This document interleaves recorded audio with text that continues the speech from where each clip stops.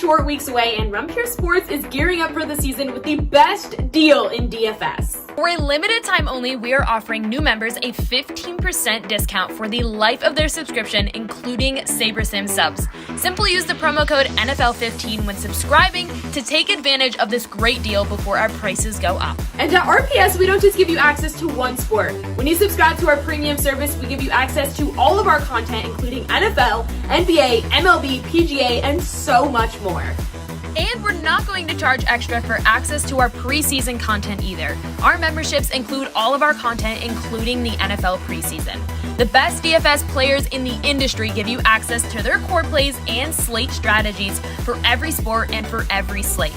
Simplify your lineup building process by plugging in picks directly from the top players in the world. Watch our premium live streams to gain a huge edge on the competition. Our guys are live up to lock for the biggest slates, walking you through their last-minute decisions, analyzing breaking news and injury alerts for the major sports.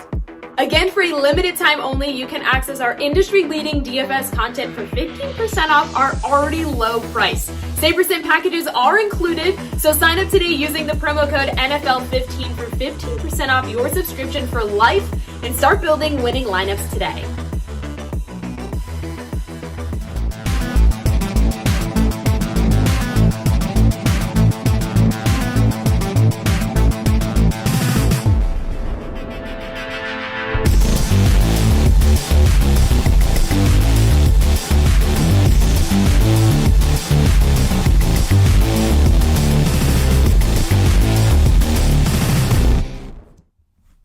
What's going on, everybody? We're back for yet another Best Ball Here show. I got my guy Simon with me. It's just me and him this week. We're going to run through some notes here, some guys on the rise, some guys following, some preseason notes. It's been a busy preseason. We've been doing really well here on the preseason DFS side, too, so make sure to head over to Run Pure Sports. You can use the promo code. We've got the promo code going for NFL. It's coming up, NFL 15. That's going to get you 15% off a month for the entirety of your subscription. You stay subscribed the whole time.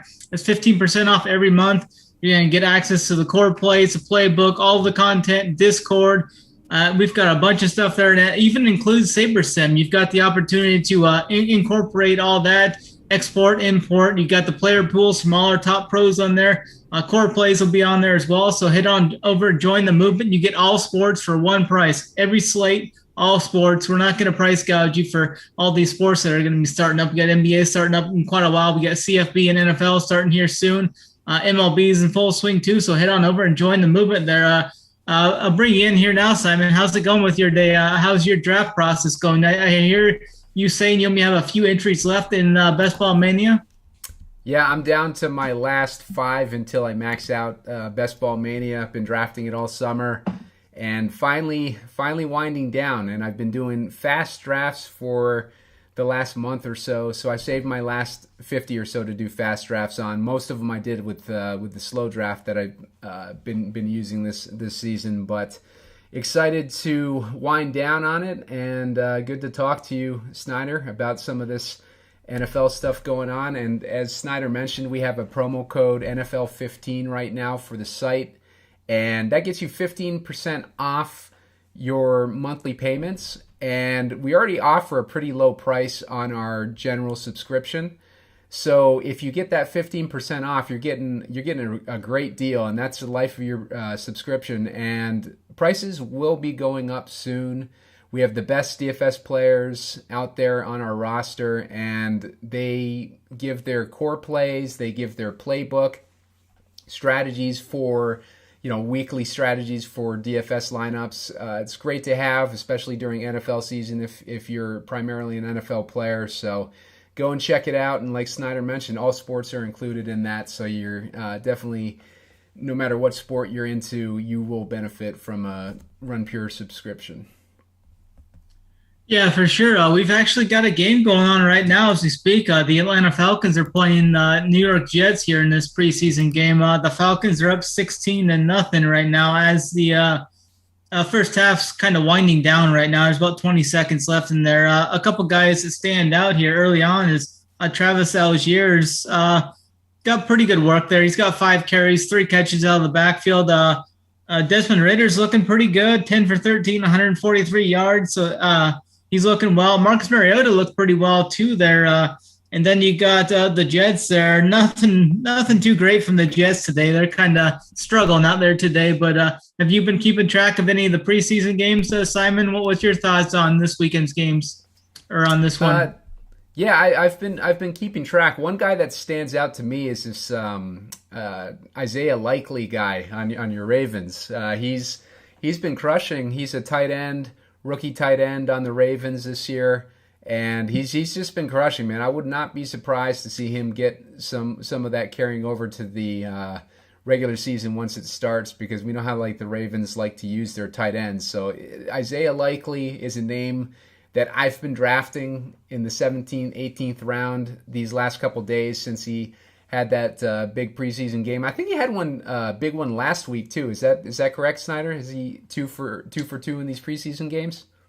Yep, he had a good first week, and then this last game here, he had 8 catches for 100 yards and a touchdown. I think he's really starting to turn heads at camp, and it's rolled right into the preseason games. He's had a couple good performances there. It's going to be Andrews likely 1-2 punch, I think, out of the tight ends. They were really good. Lamar's MVP season, they had a couple good tight ends. I see another path to that there with the wide receivers being pretty thin with Rashad Bateman as their top guy. But I definitely I love the tight ends and love the rushing attack for the Ravens. Some other guys that are on the rise is Dameon Pierce. It looks like he might even have the start. He didn't play in this weekend's game while Marlon Mack started. I think that kind of indicates that he's taken over the running back number 1 role. Any thoughts on that from you? Yeah, I am highly exposed to Marlon Mack, so I did not like this Dameon Pierce news coming out recently.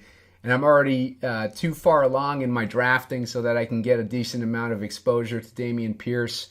I basically, I chose the wrong horse in that race, and it's gonna cost me in the end. The people who were drafting Damian Harris at around 120, I think was his ADP for most of the offseason.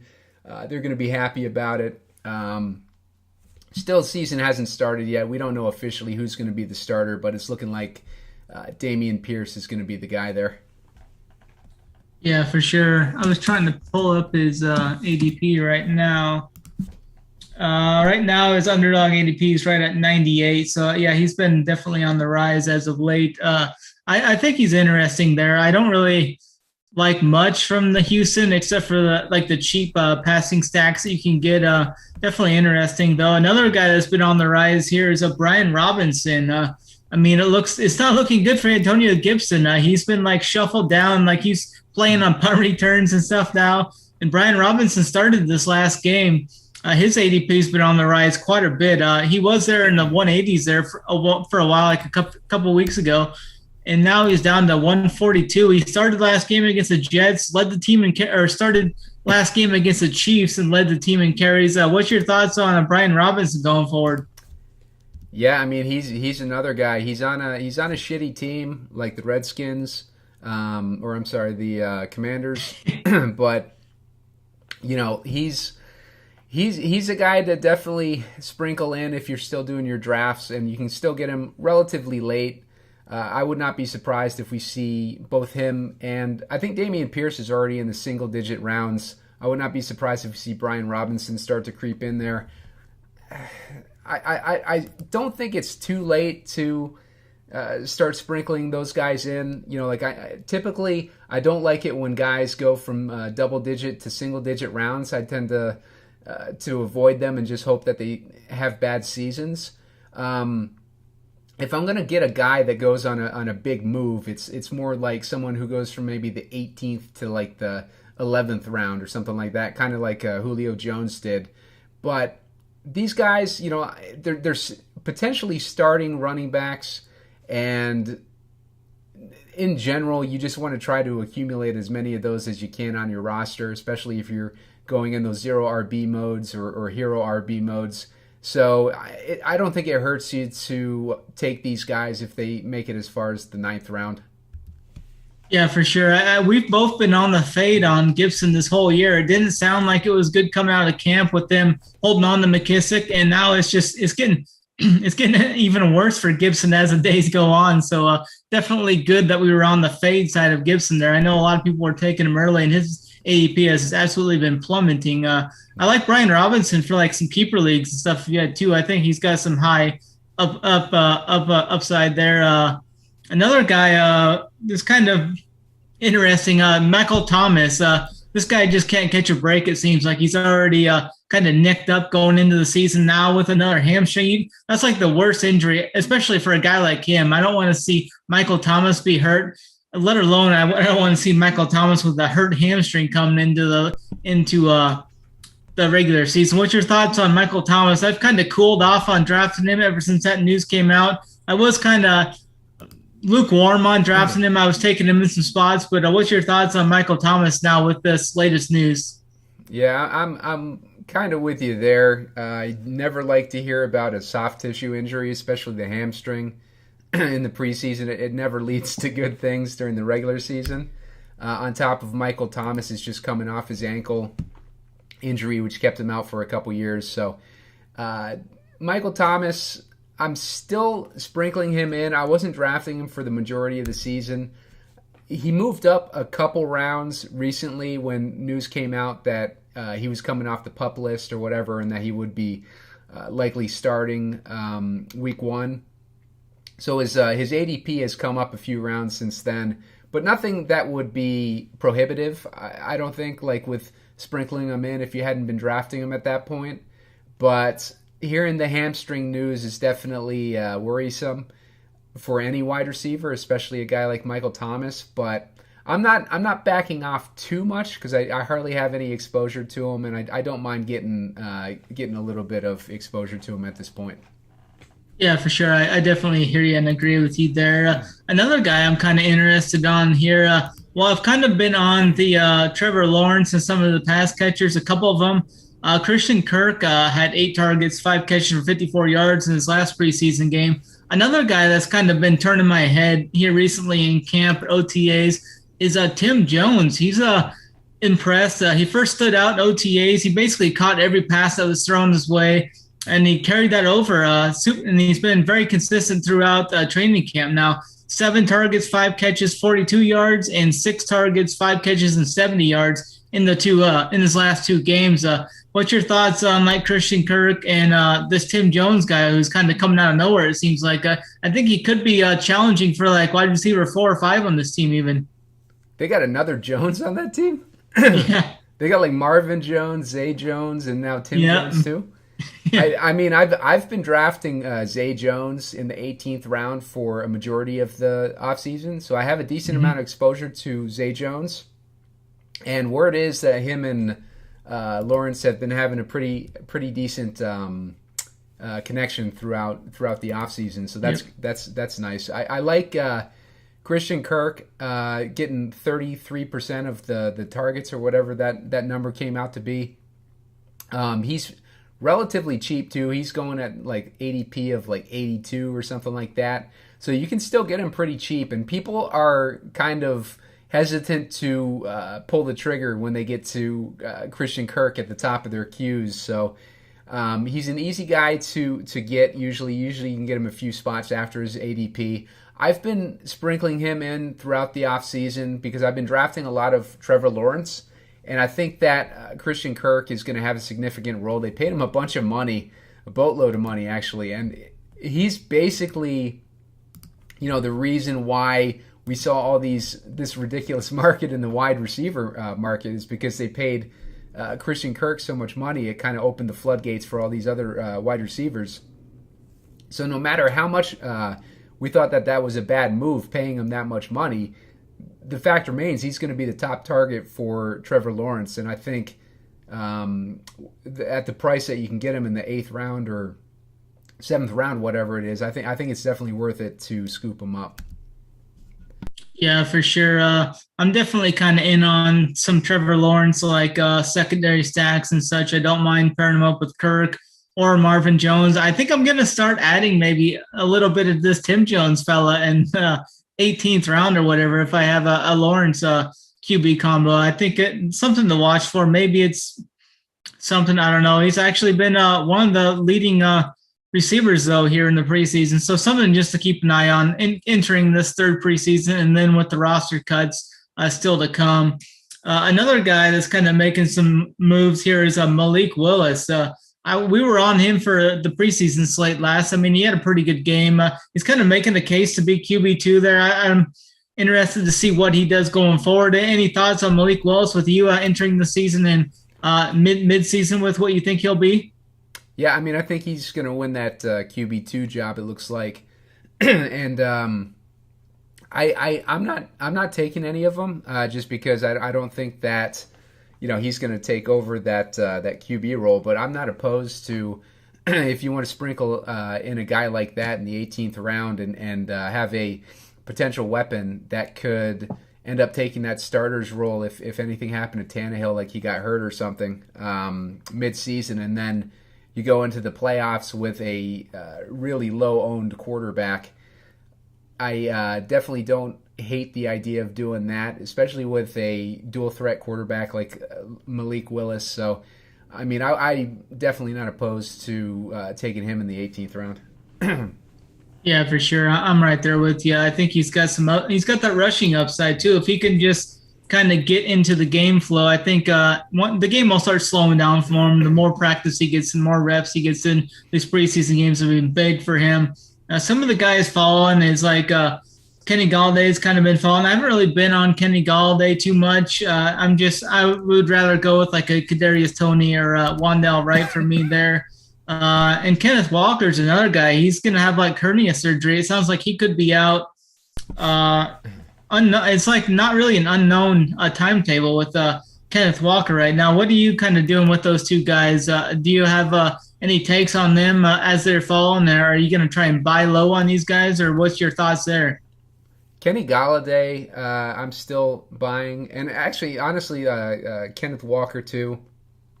I like Kenneth Walker heading towards that 120 ADP range. I think he's a good buy there. I was taking a bunch of Rashad Penny at the beginning of the season, so with Kenneth Walker kind of switching ADPs with Rashad Penny, I've been accumulating a little bit more of Kenneth Walker, so not opposed to him dropping even further and getting even cheaper shares, but it does make me nervous that he's getting this mysterious hernia injury before the season starts and not knowing what his week 1 status is going to be. Yeah, for sure. Another guy, I'm still kind of holding on some Russell Gage. He continues to fall. I'm just kind of taking a little bit of him. I'm just keep buying the dip a little bit. I think he's going to be a solid. I think he could be like almost like a Hunter Renfrow play last year. How he's just kind of under the radar. Yeah, there's some other guys there, but I think he's just going to still get his targets. I think him and Brady are still going to mesh well. I don't look for like Julio to play that much. I think he'll kind of be on a snap count, especially towards the beginning of the season, as I think they're going to look to try and keep him more fresh towards the end of the season. Tom Brady's finally back in practice after his 10 or so day absence. Not sure what was going on there. Was he filming commercials or was he filming The Masked Singer? Not really sure what was going on there. And then the bombshell comes out with the Tom Brady Dana White news. I mean, that was pretty interesting going. And then the clip from the shop where he was interviewing there, that was interesting that came out this week. Any thoughts on you for Russell Gage and then that Tom Brady situation? Yeah, I like that Russell Gage is continuing to drop. Most of that was a result of Julio Jones getting signed by the team, but also word that Chris Godwin is further ahead with his recovery than was expected him to be at this point. But Russell Gage is still a great player, and the more he drops, the more that, like, I'm trying to get him in basically every draft now because you can get him closer to 130 right now. So I just keep accumulating him as I've been doing throughout the entire season. Tom Brady, yeah, that news was pretty crazy with Dana White negotiating for him and Gronk to actually come to Las Vegas. I haven't seen the clip, but Gronk was supposedly on the UFC broadcast, and they were talking about it. So I guess it's legit. But yeah, pretty crazy news there. Yeah, it's another disaster there from John Gruden as he was going out. I mean, who knows what would have happened there if Brady and Gronk there. And Brady's kind of throwing shade at Derek Carr's way on the shop. It was pretty funny. Nobody really knew who he was talking about until now, so that's kind of funny. That comes out. Some other guys in the news here, like Isaiah Spiller, Joshua Kelly. It's an interesting situation there. I'm not really sure who's going to be the backup there. It doesn't really look too plain and day, but I'm really high on Austin Eckler this year, so haven't really been like overly pursuing either of those two guys. Isaiah Spiller would be the upside guy that I'd want. I think he's got the bigger upside going forward, so that'd be the guy I would kind of lean to. And then it was kind of interesting seeing Albert O play deep into the preseason game here lately. I still think Albert O's one of those tight ends I want to get later in the rounds. If I don't have a tight end, I'm still going to be looking to target him. And then Treylon Burks, I kind of think that's kind of noise. It sounds like from the coaching, the coach says they're still happy or still impressed with what they're seeing from him in practice and camps and stuff. It's like he hasn't really got the reps in the preseason games, the catches, but the coach is like, I liked what I seen from a passing standpoint. And it's not always what you do with the ball, it's what you do without the ball. So he's showing expression that he liked what he was doing there, at least in this last game, not catching many passes or not, but definitely still on Treylon Burks. I think it's kind of like that Jamar Chase, just that noise we heard out of camp last year. I'm still pretty high on Treylon Burks as a player going forward. What's your thoughts on those three topics there?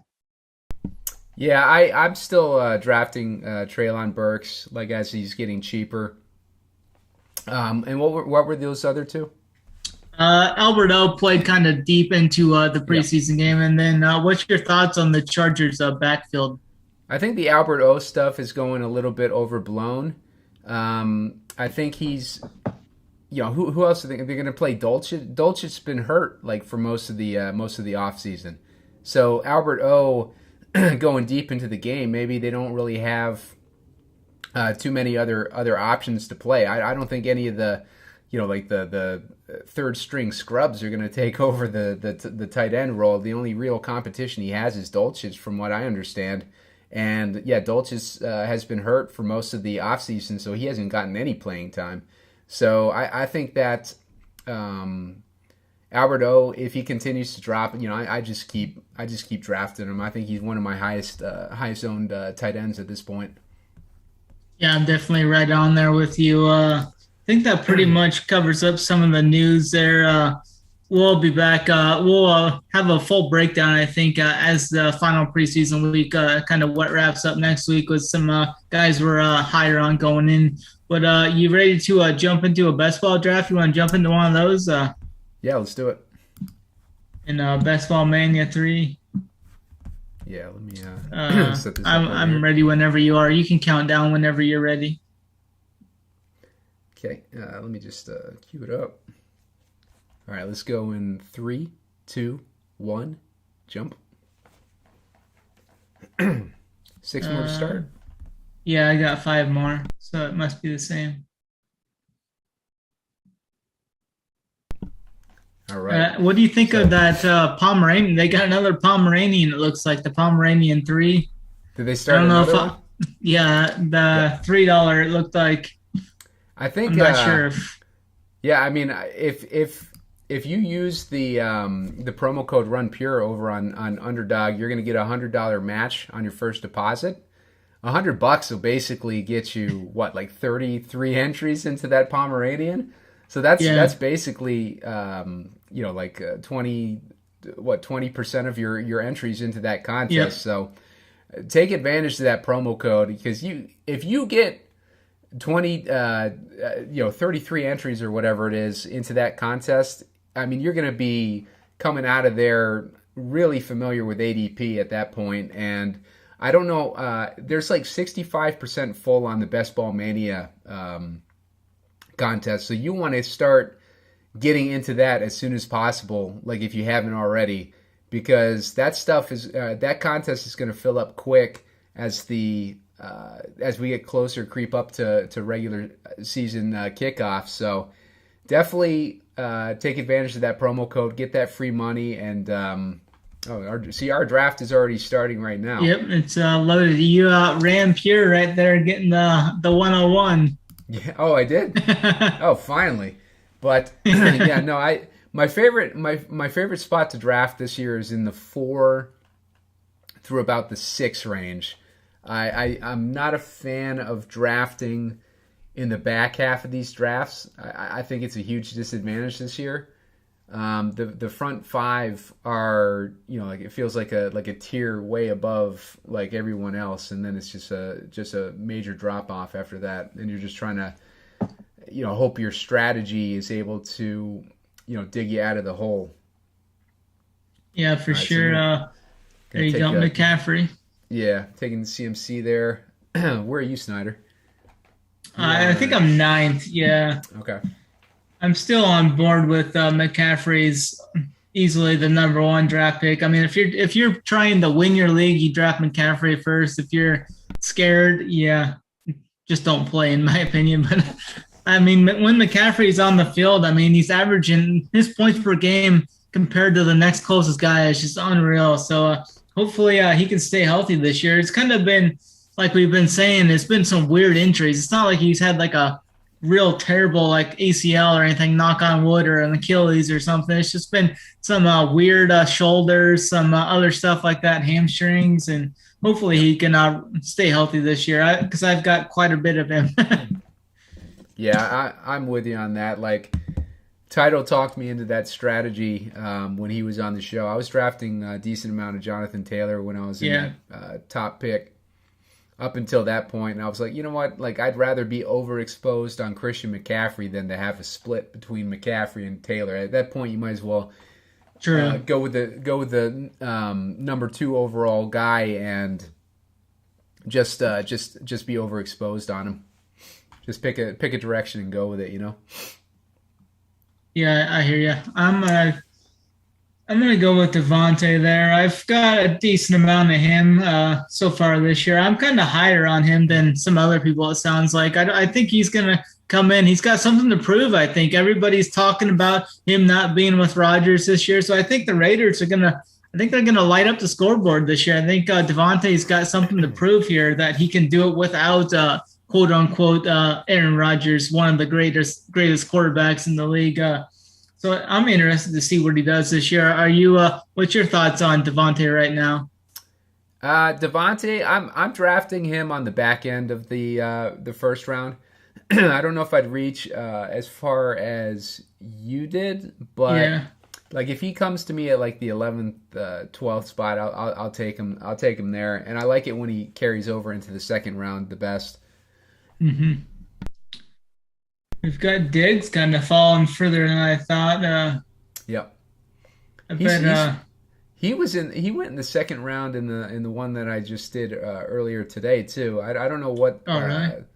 I don't know what the deal with that is. I think it's just like people. I think those running backs are just getting steamed up there. Yeah. Like Kamara keeps going higher and higher, and Swift is the name. I was going to take CeeDee Lamb. I'm really high on CeeDee Lamb. I think he could challenge the league leading for targets this year. I would not be surprised by that, yeah. Yeah, I'm going to go with Deebo then here. Yeah, Deebo, I wouldn't be surprised either. I was avoiding Deebo at first because I thought he was going to lose a bunch of that running work, but it looks now like he's highly incentivized to be a wide back this year, like he was last year. So, yeah, we had Kelsey finally went, and he's kind of slipping a little bit too. 17th overall for him. That's right around where I'm comfortable taking him. I'm kind of still a little down on him a little bit this year. I don't think I would take him like in the top 15, but right outside of that, I think I'm definitely a fair game for taking him. What's your thoughts on Kelsey with the Chiefs are running their starters out there in these last 2 preseasons. It looks like they're trying to get everything gelled up and trying to get everything going as they're without Tyreek Hill this year. They're kind of reconfiguring their offense. So it's interesting to see Mahomes play quite a bit in the last preseason game. Yeah, I'm coming up on my. You got a couple picks here coming up.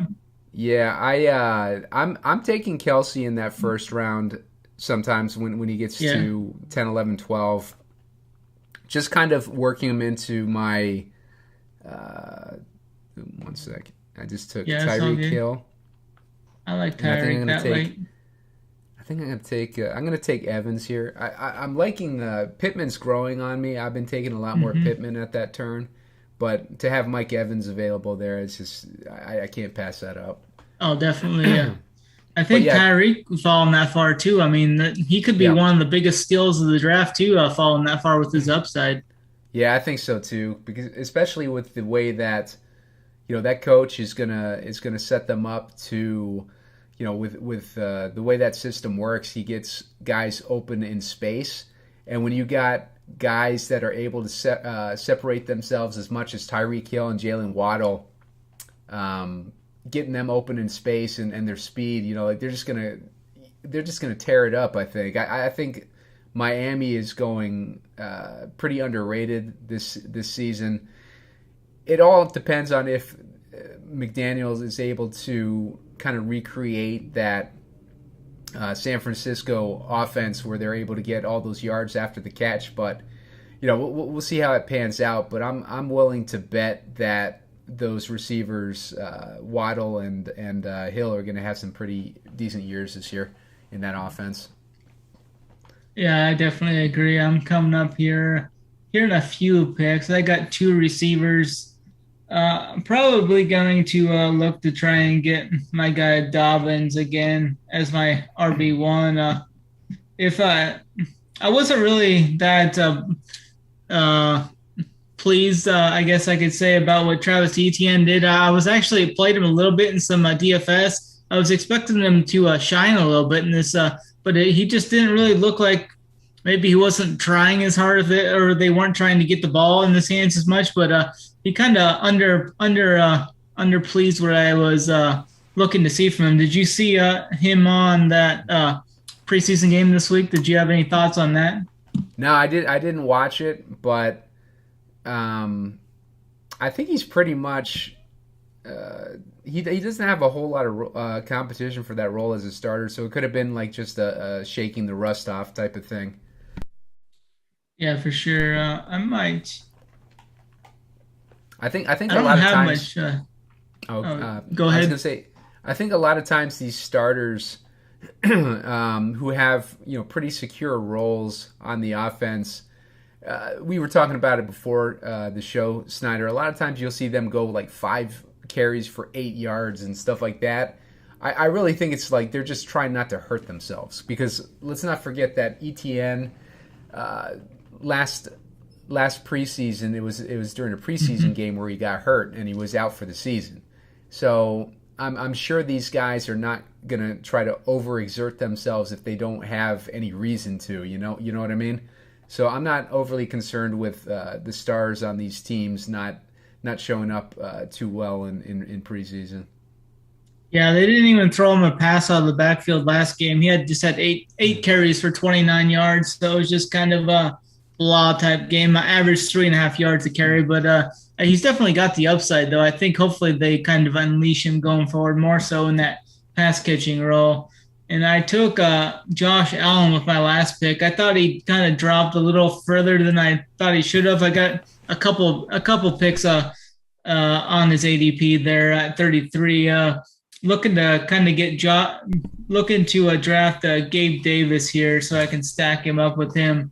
I should be able to get him no problem here with my next pick, as he's about 6 picks down on the ADP board. So I think I should be able to get him in 2 picks. Do you have much exposure to Josh Allen this year? What's your thoughts on these Bills passing attack? Not a lot of exposure to Allen himself, just like you. Like I'm grabbing him if he falls far enough from his ADP to have it make sense. Like in the 4th round, I don't mind drafting him if he falls that far. But his pass catchers, Steph Diggs, I have a decent amount of. I have a decent amount of Isaiah McKenzie. I don't have a ton of Gabe Davis because I was a little scared off by his ADP earlier in the offseason, and I just kind of have other guys that I like in that range. but I don't hate taking Gabe Davis there. I just have been going in different route for that pick.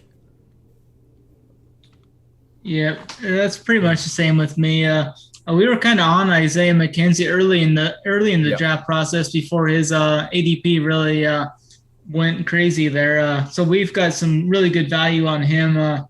So I'm up here in about 12 picks, so I'm kind of hoping that Dobbins kind of falls there. What's your thoughts on Mahomes? He's still kind of holding that 5th, 6th round ADP. I think that's pretty good value there. I mean, that's hard to pass up, I think. I'm drafting him every time he falls in that 5th round, and he falls to me every freaking time. He's going to be my highest exposed quarterback at the end of this, and I probably are going to have about 25% of them or something like that. I take that back. Watson is my highest exposed quarterback, just because I've been drafting him. Was hoping news would break a little bit more in the favor of a lesser suspension, but not playing till 13 weeks in is a little bit kind of kills the value of that play. But let's see, I'm just drafting my guy here. I'm gonna go with Rashad Bateman here. No, okay. I'm gonna go with Breece Hall. I'm sorry. Breece Hall's good value there. He's playing tonight. Yeah, he's had a few carries. Looked all right. Yeah, Breece Hall. If I can get him far enough away from his ADP, I'm taking him when I can. Just like Patrick Mahomes, I'm taking him anytime I can in the 5th round. But Breece Hall, same as Josh Allen. If he falls to a good value, then I'll scoop him up generally. Yeah, another guy I was kind of interested on so far in the preseason is I've been on some Daniel Jones late in drafts because I like taking some Wan'Dale Robinson and some Kadarius Toney. He's been looking pretty good in the preseason. 20 of 26 for 183 yards in his 2 limited appearances in the preseason. What's your thoughts on Daniel Jones late? Are you kind of buying on him late? He's looked good in the preseason. He supposedly, he was passing at a 79% completion rate or something like that.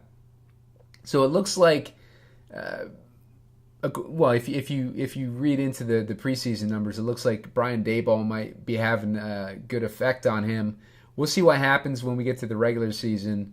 He hasn't thrown many touchdowns in the preseason, but we're more concerned with is he working? Is he doing a good job? Is he looking decent with his completion percentage and his throws and whatnot? And so far he's looked pretty good in the preseason games. So it'll be interesting to see if it carries over to the regular season. All offseason we've been talking about the improvement in the Giants coaching staff and how we think that's going to help Daniel Jones out. And Daniel Jones, his ADP continues to drop. I think people are concerned about something. I guess in practice, he hasn't been as impressive. I heard some talk about how the Giants offense has not looked impressive in practices and stuff like that. So I think that's carrying over into his ADP and dropping him. But in the preseason games themselves, he's been pretty good with his completion percentage. So I not shying away from him yet. Yeah, definitely. What's your take on this Isaiah Pacheco, or however we are calling him, Paco, or whatever we were calling him last week? I mean, his ADP continues to rise. He's up 26 spots to RB48 now, 145 overall. I think that's a little too expensive for me, because I was talking to AP about that. He's a big Chiefs fan, and he was like, he was expecting like what we saw at the end of the Chiefs season last year, how it's going to be kind of like a cluttered mix here with like all 3 running backs kind of coming in and out, having their games here and there with McKinnon and CEH there. What's your thoughts on Pacheco and the rest of these Chiefs running backs heading into the season? I've been drafting him as he's been going up. I just want to get as much exposure to him as possible. I would probably cut it off if he went past, maybe 130 or so. But at this point, I'm not scared off by his ADP just yet. Yeah. From what I understand, like he's a killer athlete too. So yeah, like he could. You've seen these Andy Reid. Andy Reid, I think, in general, he likes to commit to a running back. With Sean McCoy, Brian Westbrook in the Eagles days, Kareem Hunt. He really hasn't had that running back he could latch onto since Kareem Hunt left. So if a guy like Pachenko, our boy, comes out of nowhere and he ends up proving that he can handle a workload like that, then I would not be surprised if he wins his starter job. He's definitely impressing in camp. Otherwise, he wouldn't be climbing as high as we've seen him. Yeah, you're coming up now. You've got a couple of picks back to back here. Pretty strong team you got building there. You got your guy Mahomes there, McCaffrey, Breece Hall, Tyreek, and Mike Evans there. What are you looking at here? Are you looking to? I guess there's no Chiefs pass catchers really, except for Sky Moore, a little ways down there. What's your? You got Amari Cooper there. Which are you looking to grab a couple receivers here then? Yeah, a couple of receivers. Let me check out tight end right now. Don't really see anything within reach of tight end right now. Yeah, I may go with DeAndre Hopkins. It's kind of a shitty spot to be in for just in general, because I don't like Elijah Moore. I don't like Adam Thielen. I like Kirk and Tony, but they're like a little too well. I guess Kirk wouldn't have been too far out of my reach. I should have gone with Kirk there over DeAndre Hopkins. Now that I'm looking back on it. Yeah, I don't mind that Hopkins though, because you've already got your three main receivers that can kind of carry the load for that first 6 or 7 games or whatever. Hopkins is going to be gone, so I think you're set up just fine there. I'm up here in about 6 picks. I'm not really sure where I'm going to go yet. Depends on what's there, I guess. Another guy that just got waived here, or one guy that just got waived here was Kenyon Drake. Interesting that the Raiders decided to waive him. Yeah, I think that's big for Zamir White. He looked pretty good in the preseason that he showed.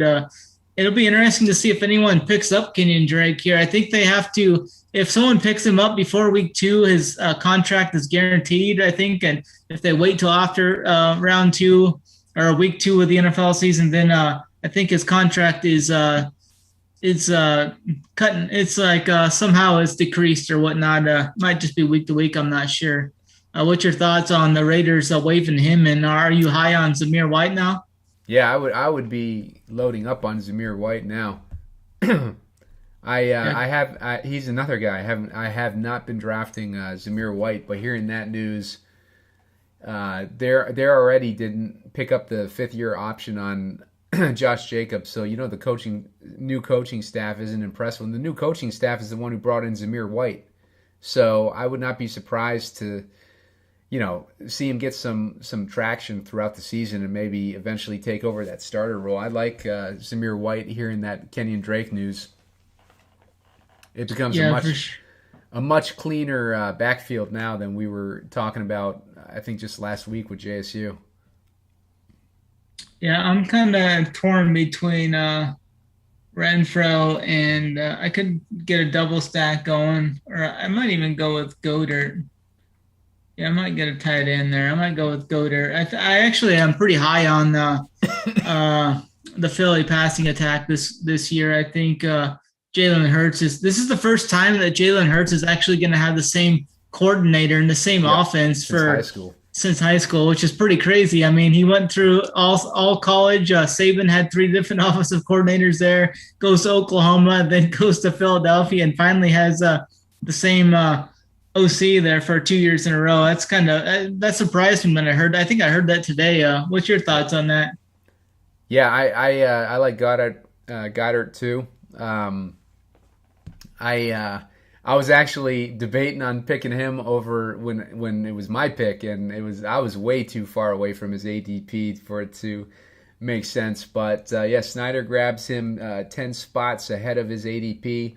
I don't mind taking him in that situation. But yeah, I think Goddard, like the whole passing game is they wanted to. They started off last season wanting to pass. And they eventually converted into a running offense. But now that they have, last year they hardly had any weapons. They had Devontae Smith, and they had a bunch of dusty guys and scrubs, basically for Hurts to throw to. So now they bring in AJ Brown. They have already Devontae Smith, who has a rapport with Jalen Hurts already. AJ Brown is good friends with Jalen Hurts, and they got Dallas Goedert on there too. So they got a really good passing game right now. So I would not be surprised at all to kind of see them revert to what they wanted to start the season out as last season and have kind of that passing identity. But I don't see Hurts himself having too much of his running reduced. It could be like a situation where they try to make him one of those super passing / running quarterbacks like Josh Allen. I don't think he's anywhere near as talented as Josh Allen, but like the Eagles coaching staff may try to get him a lot of that passing work in addition to a lot of the running work. Yeah, for sure. I just ended up picking Tony Pollard in that pick. So I've kind of spread out my team so far. One quarterback, 3 running backs, 3 receivers. I got Dobbins, Dillon, Pollard. So I kind of got a hodgepodge of guys that could be big, could have some big upside. I think at the running back position there, all have different bye weeks. And then Adams, Deebo Samuel, and Gabe Davis are kind of hitting my wide receivers. So I'm going to be looking to just hit wide receiver really hard here for the next few rounds going forward is what my strategy will be. I think I got a pretty good core. Now I just need to try and target some upside wide receivers, I think, and I'll be sitting pretty good. Yeah, I like that strategy too. This is typically what I do. If I have a couple running backs by this point, I'm hammering wide receiver. I'm looking for I don't really see any tight ends that I like too much, so I'm just going to probably double tap wide receiver here again. I do like Kareem Hunt, but I don't like drafting him at value. I like getting a good value on that ADP. I'm going to take Valdez-Scantling to match with my Mahomes, and I'm going to take Chris Olave because I like him a lot too. I think this White Like I'm Book guy, I think he's a member at RPS. Let's look at see if I could find him on the Discord. But I know I've seen that Discord name in the Discord, so maybe he's on there. Be interesting. I know I've seen him around in the RPS Discord streets, so shout out to White Like I'm Book if he's watching this. Yeah, for sure. RPS Discord. We've been doing a ton of best ball talking in the Discord lately. The Best Ball channel has lit up in the last week or two, so a lot of people are getting into best ball right now. And JSU, we had him on the show last week. Like we were talking about earlier, we've got our rankings up on the show on the website now for premium members. It's myself, Snyder, JSU, and we got BigT, who's going to be throwing up some rankings. So if you want a good laugh, make sure to sign up for our premium and you get that. Nah, I'm just kidding. Tony is going to have a good key in on these rankings, and he gets a good idea going into this NFL season, what kind of teams he likes that are underrated or whatever, so that he can kind of take advantage of that with his DFS lineups too. So it'll be interesting to see what his take is, and it'll kind of show up in those rankings there. So if you want a good good kind of preview into the way that he's thinking ahead of this DFS season, then that's definitely something that you want to take advantage of. Same with JSU, another big tournament player in DFS, and you kind of get a look at his rankings and what teams he's kind of keying in on and stuff like that. We talked with him a little bit last week, and got some chance to pick his brain a little bit on what he sees happening this upcoming season. So check that show out. It's on our YouTube channel. Subscribe to our YouTube channel. Hit like on this video too. You subscribe to the channel, you don't miss this type of content like where we have guys like that on. If you look 2 weeks back on our NFL playlist in YouTube, you'll see that Tony was on the show too. You go back a little bit further, you see Hoop was on the show at some point.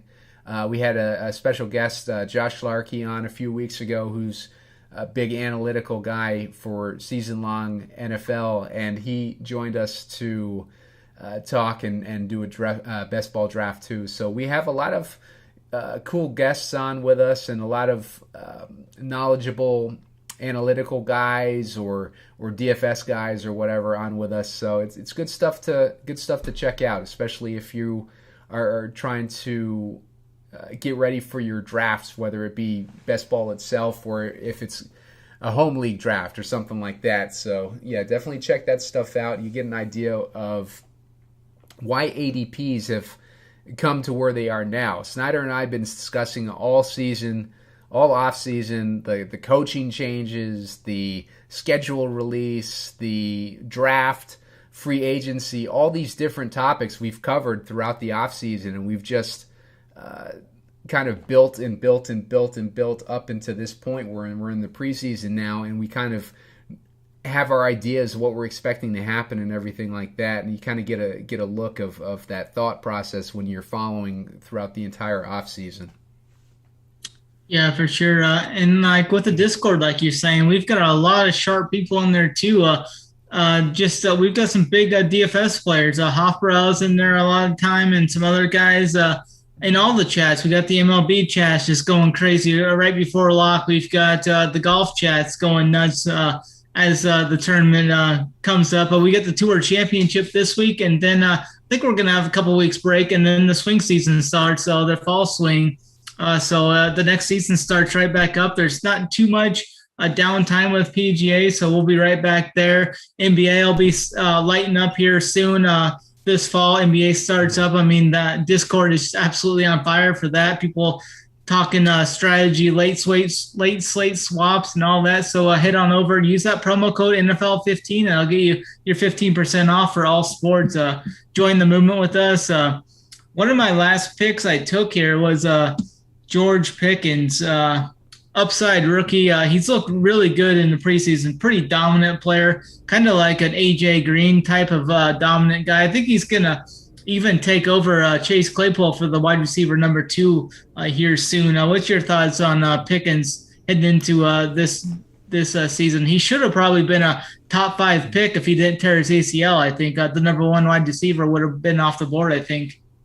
I love Pickens, man, and Snyder got me on Pickens early in this offseason. Again, like talking about these past shows that we've done, Snyder is big on college football, and he knows all these prospects, and he knows a lot about their potential in the NFL, and that was one of the topics of one of the shows that we had a few weeks back, and he got me on Pickens. I was drafting Pickens throughout the offseason. I've got probably about like 17% Pickens right now, which is about like twice the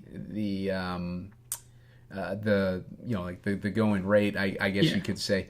If I'm going with 8%. If you're one team in a 12-man league, you're 8% of that team. So if you have 17% exposure to a guy, it's not really, dude. I don't even know what I'm talking about right now. It's it's all good. I was gonna say it's double the exposure, but you can't assume that like the average person is drafting like George Pickens like once in like every so often.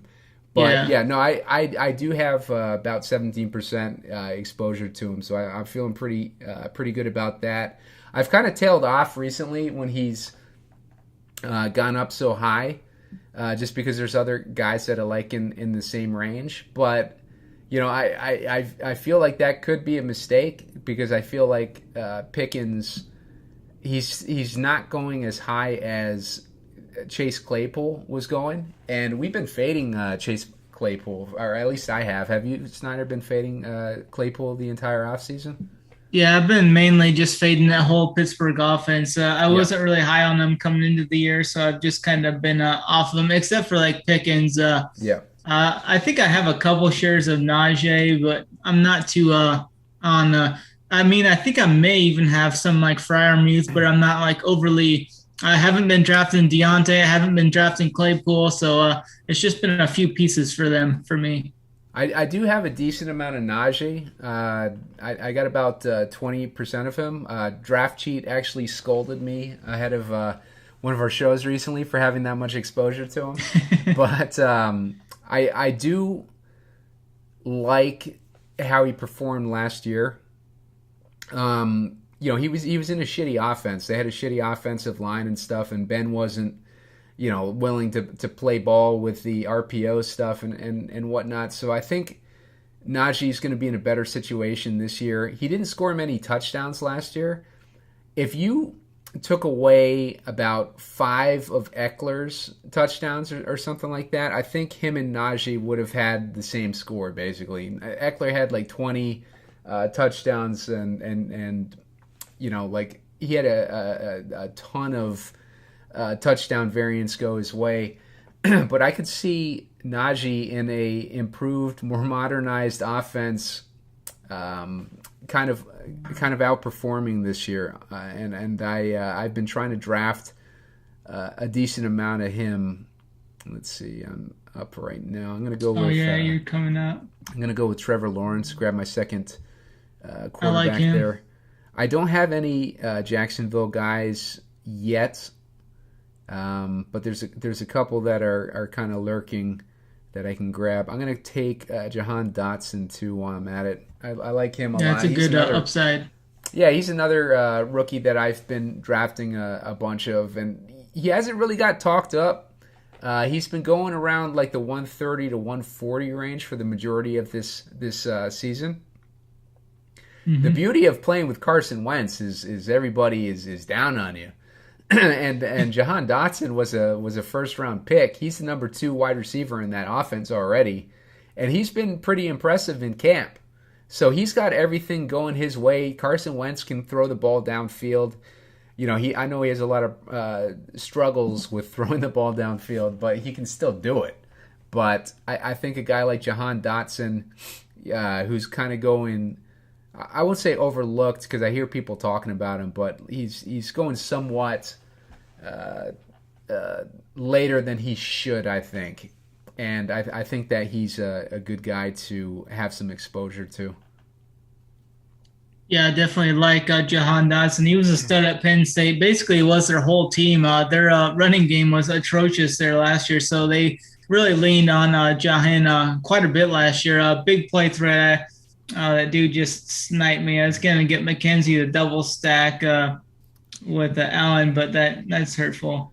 I'm going to look to get another tight end here now. I'm going to roll with let me check the bye week. Yeah, I'm going to roll with Pat Freiermuth there as my tight end number 2. Pretty good value there. He kind of fell about 15 draft picks off his ADP, so I think that was pretty good value off him. I've noticed he's been doing that a lot lately too. Mm-hmm. I have put myself in a situation. I haven't taken a tight end yet. You're gonna scramble here. Yeah, I gotta get 3 tight ends now. But Higbee's still there. I like him. He's a solid, steady Eddie guy. I do think Gesicki is going to be better than people are kind of giving him credit for. I like Robert Tonyan, that Green Bay offense. We seen Aaron Rodgers lose a bunch of his pass catchers this year, and we know that him and Tonyan were on the same page a lot last season and before Tanyan got hurt. So also I think that Tanyan says he's not cleared for team drills yet, so he's not quite there yet, but I think he just came off the PUP list, didn't he? Or something. I think there was an update on his injury recently. Who was that? Robert Tanyan. Yeah, possibly. I know Logan Thomas just was activated for the PUP list as well. He's probably that's who I'm thinking of. Yeah, I think he's a solid guy. If he's off the PUP list already, I mean, he could be real strong value, I think, at tight end. Yeah. Yeah, and I like guys like Hunter Henry and David Njoku. I just think this range for tight ends is a good range. You just got to kind of get ahead of it. Like I should have drafted probably a tight end instead of Jahan Dotson, but I like the value on Jahan Dotson in that last go around. I just drafted Jameson Williams as my seventh wide receiver. I think there's a lot of upside there for him later in the season. I'm not expecting him to play for me early, but I think later in the season as stuff starts to wind down, I think he's a big upside guy. Get him with that speed and that playmaking ability on the turf there in Detroit. I definitely like his upside for the second half of the season. I realize I'm not really going to be using him, like I said, for the first part of the year. It looks like he's coming back from the injury, though, really strong. So I have a lot of upside for him. I need another quarterback here, too. I don't think Daniel Jones is going to get back to me. That's who I was kind of hoping for, but I ended up going with Williams instead. Let's see, you're up there. You going to get a tight end here? Yeah, I'm going to grab Tanyan. Double tap it? I want to double tap it. I also want Marvin Jones. Yeah. This is the problem with pulling this. AJ Hamler's still there too. I'm gonna grab Ingram because I want that correlation. Oh, there you go. And I think those, it's basically a cluster at that point between Ingram and Higbee and Hooper and Hurst and Font and guys like that. Like they're all kind of like the same as far as their upside. Yeah. Like on my rankings, you'll see in my rankings sheet, if you're in there looking at, if there was like a cluster of like 3 or 4 tight ends or 3 or 4 wide receivers that I felt were like the same play, I basically just clumped them into like one after another. And my rankings just kind of just show that I had no real conviction on either one of them. Yeah. Yeah, I kind of do the same thing. There went Daniel Jones. I was going to try and get him probably just go for a Goff then. I got a Jameson. I think Goff could be serviceable, or Baker Mayfield's right there too. I don't mind taking him. Davis Mills, I didn't really like what I saw out of him in the preseason so far. But then again, hopefully I only need to use this backup one time this year. Hopefully Josh Allen is what I think he's going to be, and he'll be my starter pretty much every game. Yeah, I do like Davis Mills. I was telling Kay Fallick before the show tonight. Kay Fallick is a big Houston Texans fan, and we were talking about it a little bit, and both of us think that he's been a nice surprise for the Texans, and I think he's going to have a decent year this year. I think he's got enough weapons. Kay Fallick actually likes Brevin Jordan, tight end for Houston. I'm a little bit torn on him personally. I don't know if he's going to end up being the starting tight end. Some of the podcasts I've listened to kind of suggest that maybe Farrell Brown could end up winning that role, but Brevin Jordan showed some flashes last year, so he could potentially win that role if you're looking for a late round, like 18th round desperation play for tight end. But he's a good guy to stack with Davis Mills, because usually if I'm taking Davis Mills, it's usually because I've missed out on the other quarterbacks. I don't really go into a draft like planning to target Davis Mills, although I don't hate doing that either, honestly. Yeah, for sure. If you want to wait till the last round to pick your second quarterback. Yeah, I was kind of. I think I'm probably just gonna wait on Davis Mills. I was thinking that or Baker Mayfield. Baker Mayfield actually just won after I picked, so won't be going with Baker Mayfield there. Any thoughts on this Jerome Ford, running back from the Browns? He's kind of been lighting up in camp, it seems. Any thoughts on him going forward? Are you going to be looking to draft him any at the end of the drafts, or? He makes me nervous because I have a ton of Dearness Johnson. So it's like taking a swing on the wrong running back in an ambiguous situation. But like that's kind of the risk that you take. Like my thoughts are that my thinking was when I was drafting all that Dearness was that Kareem Hunt wouldn't end up on the team by the time the season began, that he'd get traded or cut.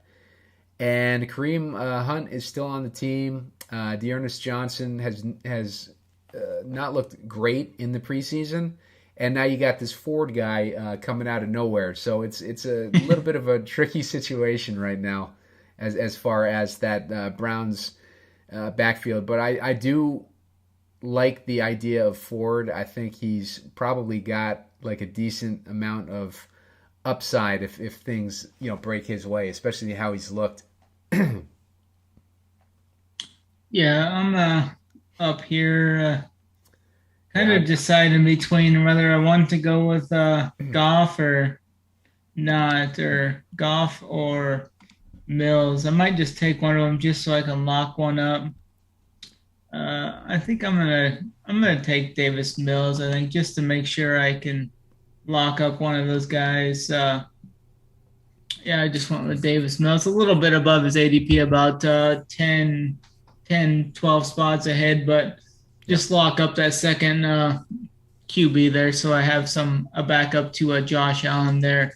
Yeah, especially 8 receivers for me. Yeah, if you're going this deep into a draft and you don't have your QB2 at this point, I definitely would not hesitate to lock him up, even if it's like 10 spots early or whatever.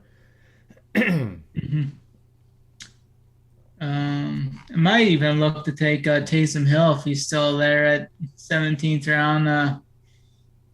I guess Dallas Goedert and Freiermuth are pretty good, but what's your thoughts on Taysom there? I know Big T's taking him some at the end of the drafts. He could play some quarterback there. I mean, if he could have some rushing touchdowns or something, I think that could score pretty big for you on a week if he has like 40 yards and a rushing touchdown, like 12 points or something. Yeah, no, I like Taysom as well, and I've been drafting him towards the end of drafts when I can, and now that I know that Snyder is targeting him, I'm going to take him on that's a pick for you right there. But I on the bright side for Snyder, that at least leaves Isaiah Likely for him to snatch up. I know he likes his Ravens, so definitely. All right, so they're talking about Taysom there. I'm going to take Zay Jones too to give me my. I like that. My final wide receiver and another stacking piece for Trevor Lawrence. Yeah, you pretty much have to type in Isaiah Likely's name if you want to find him. Even this late in the draft, you got to scroll down quite a bit still, which is good for the value on him. Yeah, for sure. And we're 65% full on this draft, and that means that 65% of the teams in this or 65% of the drafts probably didn't even draft the guy. You know, that's a good point there. Yeah, so anywhere that you can draft him, if he starts getting steamed up to, like the 15th, 16th round, I still wouldn't be hesitant to take him if you believe that he's going to have a prominent role in that Ravens offense.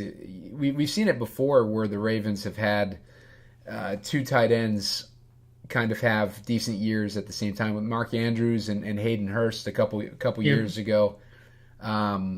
So yeah, if this Likely guy is the real deal, then you can benefit significantly by kind of taking that chance on him. Yeah, I'm gonna take him here in one pick, hopefully. I wouldn't imagine. Nope, he didn't. Yeah, I'm gonna take likely there, and then one pick left for me. Then you've got the last pick here. Yep. Yeah, you got the last pick in the round. I'm up here in 6 picks. I might try and grab another running back. I've only got 4, but they've all got 4 different bye weeks, so they're kind of all coin flips too. It's basically 3 backups and then J.K. Dobbins, so I'm kind of up in the air. But I think Dillon and Pollard are still going to have a pretty good role this year, and Alexander Madison's a good kind of a handcuff or backup to Cook. We've seen him do really well when he's in the lead position there. Yeah, for sure. Our guy Bobby Gomes last year was very high on Madison, and there were several weeks where it definitely worked out in his favor when Cook got hurt. Yeah, I don't think I want Marlon Mack there. Yeah. After this Damian Pierce news, Yeah. I've been holding off on drafting Mack. Although it's definitely not settled, but it seems settled right now, and I have enough Marlon Mack exposure so that I don't need to get more. Yeah. Especially I might even just take a flyer on Trey Sermon. Who knows with that San Francisco backfield? I mean, you could. Yep. I'm just gonna take a flyer on him. You never know. Someone gets injured or something, and it's he's funny. in the right spot, right time. Or it's funny that you say that because I got Jeff Wilson queued up to take him. Yeah. So we'll be dueling on our 49ers running backs again. It's hard telling what Shanahan's gonna be thinking from week to week.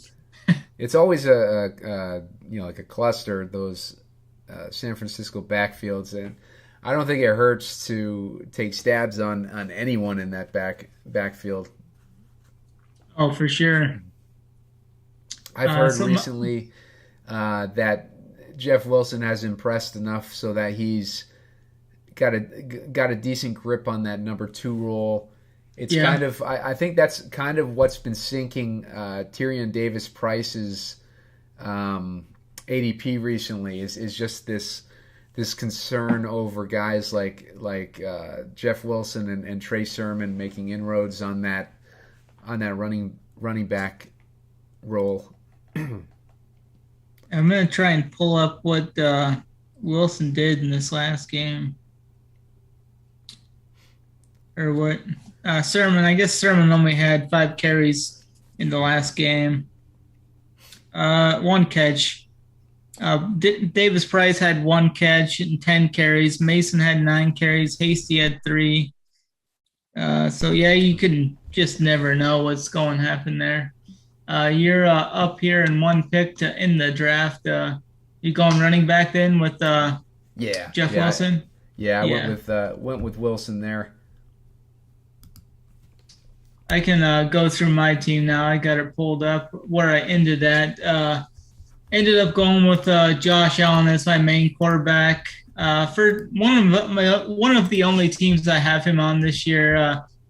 I paired him up with Gabe Davis. Also have Devontae Adams, Deebo Samuel, George Pickens, Tyler Boyd, Romeo Dubes, Jameson Williams, and Marvin Jones as my wide receiver. So I like the upside I have at the wide receiver, and I have some consistent guys there too, and like Boyd and Deebo and Devontae, and then some upside guys and some younger guys there. My running backs are could be. I think they could be huge if I hit them just right. I got J.K. Dobbins, who I still think could be a top 10 running back. A.J. Dillon, Tony Pollard. If the situation works out for them, they could be in the lead positions, as well as Alexander Madison. And then I got Trey Sermon there at the end. And my tight ends is Dallas Goedert, Pat Freiermuth, and Isaiah Likely there. Actually, everything worked out well. Like, I only have a couple dupes on bye weeks, which rarely happens for me. Yeah. I ended up with Patrick Mahomes and Trevor Lawrence as my quarterbacks. Christian McCaffrey, Breece Hall, Melvin Gordon, and Jeff Wilson as my running backs. A little bit thin on running back. I would have liked to have one more there, maybe even two. Well, no, one more, because Breece Hall was drafted pretty early. Usually, if I draft running backs in the first 2 rounds, then I'll usually aim to have only like 3 or 4 by the end of the draft. But in this case, I had Christian McCaffrey in round 1 and Breece Hall in like round 4. So yeah, four running backs isn't bad. I would have rather had 5. Wide receiver, I ended up with Tyreek Hill. Now looking back on it, now that I look at and see Tyreek Hill, I should have taken Tua instead of Lawrence at that spot where I grabbed Lawrence. But again, it's easy to get distracted when we're trying to like talk about like the draft as we're drafting. So Tyreek Hill, Mike Evans, Amari Cooper, DeAndre Hopkins, Marquez Valdez-Scantling to go with Patrick Mahomes, Chris Olave.